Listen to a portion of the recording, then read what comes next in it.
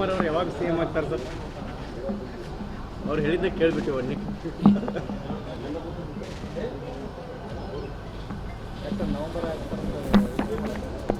November ಆಗ್ತಾರಂತ ಯೋಚನೆ ಮಾಡುತ್ತೆ ನೋಡಿ, ಅದು ಕಾಂಗ್ರೆಸ್ ಪಕ್ಷ ಒಂದು ಶಿಸ್ತಿನ ಪಕ್ಷ.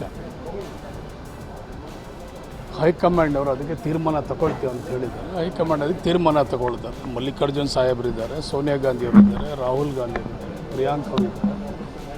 ಇವರು 4 ಜನ ಸೇರಿ ತೀರ್ಮಾನ ತಗೊಳ್ತಾರೆ. ಸರ್, ಯಾವಾಗಲೂ ಕೂಡ ಹೇಳ್ತಿದ್ರು D K Shivakumar C M ಆಗ್ತಾರೆ.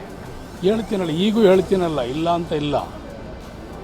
ಅದಕ್ಕೆ ಈಗಾಗಲೇ ನಾವು ಹೈಕಮಾಂಡ್ಗೆ ನಾವು ತೀರ್ಮಾನ ತಗೊಳ್ತೀವಿ ಅಂತ ಹೇಳಿದ್ದಾರೆ. ಅದಕ್ಕೆ ನಾವು ಬದ್ಧವಾಗಿರ್ತೀವಿ. ಏನಾಗ್ತಾರೆ ಅಂತ ಹೇಳ್ತೀರ ಸರ್? ಏನಾಗ್ತಾರೆ ಹೇಳ್ತಾ ಇದ್ದೀನಲ್ಲ ಸರ್, ಮುಖ್ಯಮಂತ್ರಿ ಆಗ್ತಾರೆ ಅಂತ ಈಗೂ ಹೇಳ್ತಾ ಇದ್ದೀನಲ್ಲ. D K Shivakumar. ಅದಕ್ಕೆ ನನಗೇನು ಬಿಡಿಸಿ ಹೇಳಬೇಕಾ? ನನಗೆ ನೀವು ಬಿಡಿಸಿ ಕೇಳಬೇಕಾ? ಏನು ಅವಶ್ಯಕತೆ ಇಲ್ಲ. ಅದು ಗೊತ್ತಿಲ್ಲ. ನಾನು ನನ್ನ ಅಭಿಲಾಷೆ, ನನ್ನ ಆಸೆ, ನನ್ನ ಅನಿಸಿಕೆ, ನನ್ನ ವೈಯಕ್ತಿಕವಾದಂಥ ಅಭಿಪ್ರಾಯನ ನಾನು ಸ್ಪಷ್ಟವಾಗಿ ತಿಳಿಸಿದ್ದೀನಿ. ಅದಕ್ಕೆ ನಾನು ಬದ್ಧವಾಗಿರ್ತೀನಿ. ಅದಕ್ಕೆ ನಾನು ಬದ್ಧವಾಗಿರ್ತೀನಿ. ನಾವು ಹೇಳಿದ್ದೀವಿ, ಅದನ್ನು ಹೈಕಮಾಂಡ್ ಅವರು ತೀರ್ಮಾನ ತಗೊಳ್ತಾರೆ ಅಂತ ಹೇಳಿದ್ದಾರೆ. ಈಗ ಸರ್, ನಿಮ್ಮ ಕ್ಷೇತ್ರದ ಭಾಳ ಚರ್ಚೆ ಇದೆ sir. Big boss studio Ramanagara Bidadi